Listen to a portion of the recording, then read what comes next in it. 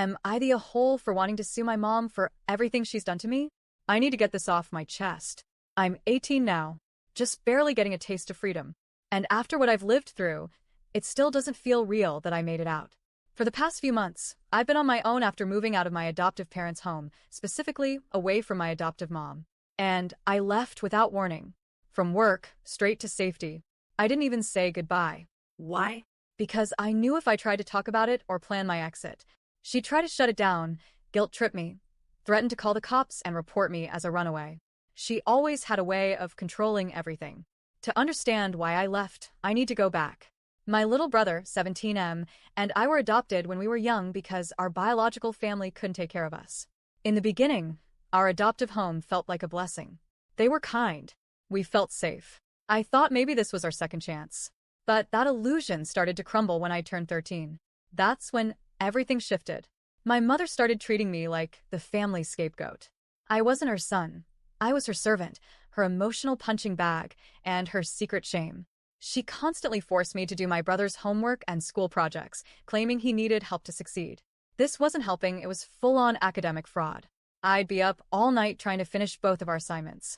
I had no time for myself, and when I failed to complete my work, she'd punish me for being lazy. Speaking of punishments, this wasn't grounded for a week stuff.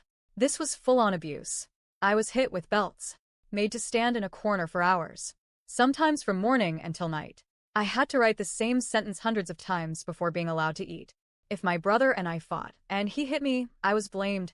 I was always the problem. He's younger, she'd say. You need to be the mature one.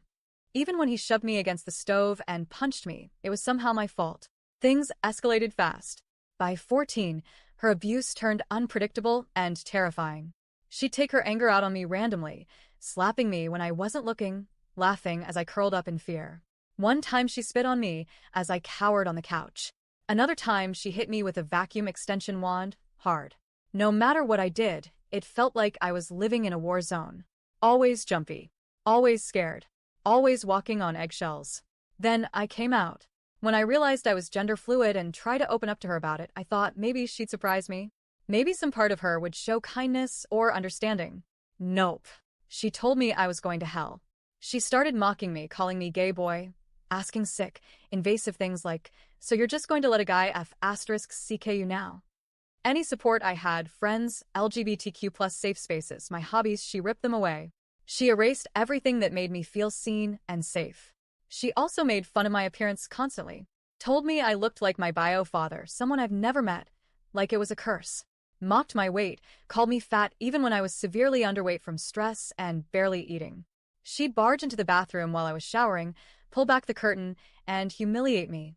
If I locked the door, she'd scream, "What, you think someone's gonna break in? Don't be dramatic." I didn't just live in fear, I lived in shame. I questioned my worth, my existence. I cried myself to sleep more nights than I can count. I was severely depressed and anxious, and when I finally asked her for help, she told me, "Everyone gets depressed. You'll get over it." When I had suicidal thoughts, the school counselor had to intervene multiple times. Her response? She screamed at me, told me I was ungrateful, that I'd go to hell if I ever tried to die. And then there's what she stole. Over the years, I saved nearly $4,000 for college. That money was mine. I worked for it, and she kept it. All of it. I've been able to get about $2,100 back, but the rest? Gone. She refuses to talk about it. She also kept my birth certificate, social security card, and even my insurance information, which I need, especially now that I'm trying to survive on my own. And don't even get me started on how she tried to sabotage every relationship I had, friends, romantic partners, even my current girlfriend. If she didn't approve, she'd find a way to destroy it. Told me I didn't know what love was, that I should let her pick someone for me because she knew better. Oh, and every Sunday? Church.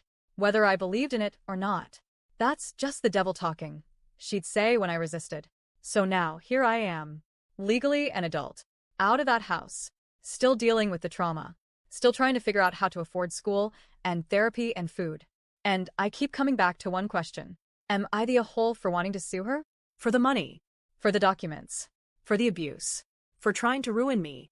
For the damage I'll be unpacking in therapy for years. I'm not asking because I want revenge. I'm asking because I want justice. I want accountability.